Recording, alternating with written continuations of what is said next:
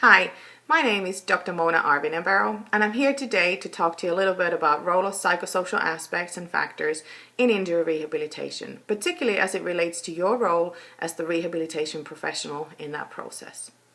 Let me tell you a little bit about myself. I'm originally from Finland, where I was working as a full-time professional figure skating and synchronized skating coach.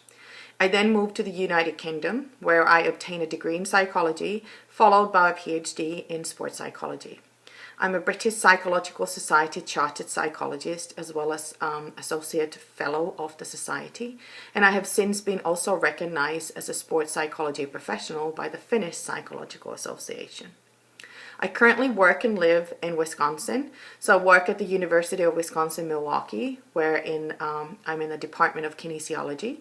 And part of my role in there is to teach undergraduate and graduate students on psychology of injuries, as well as psychology of sport and exercise in general. And I also supervise graduate students in their research endeavors on that.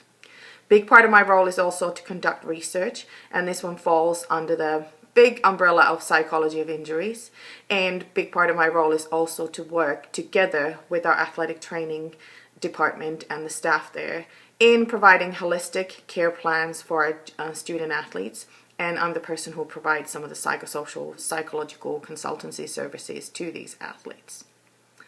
I've been called here today because my main area of research, as you notice, is psychology of sport injuries in lots of different ways, and particularly as it relates to the role of different professionals in that process.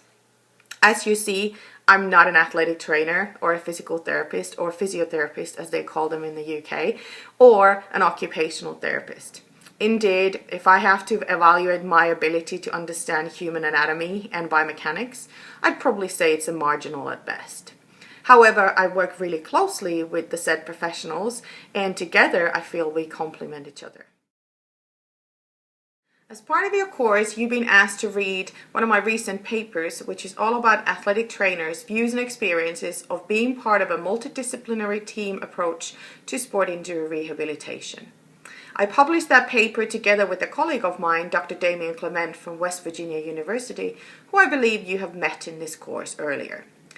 I bring his name up because his background is in athletic training and mine is in mainstream psychology. Yet, when we work together, we have to work as a multidisciplinary team or interdisciplinary team when it comes to understanding our diverse educational and professional backgrounds.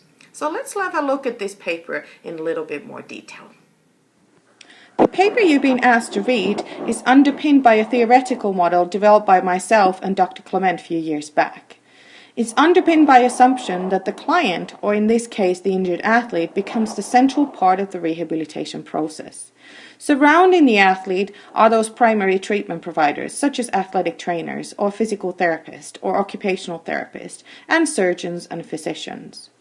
Equally importantly, there are another layer of professionals or individuals that are absolutely crucial part of the rehab. That we call the secondary team, and in that there could be friends, athletic coaches, parents, family, and spouses, for example.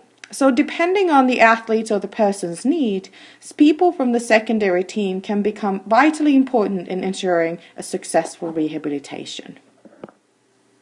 Some of the key points to note from the study that you have read.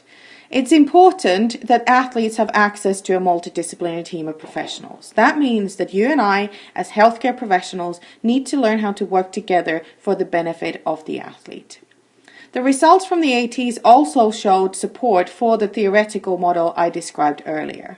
It also stated that athletic trainers are usually the primary treatment providers, as well as the ones who provide and facilitate this multidisciplinary care. So other allied health professionals may have to work with the athletic trainer to ensure holistic care. It's very important that we all know our professional boundaries and make sure that we stay within our competencies.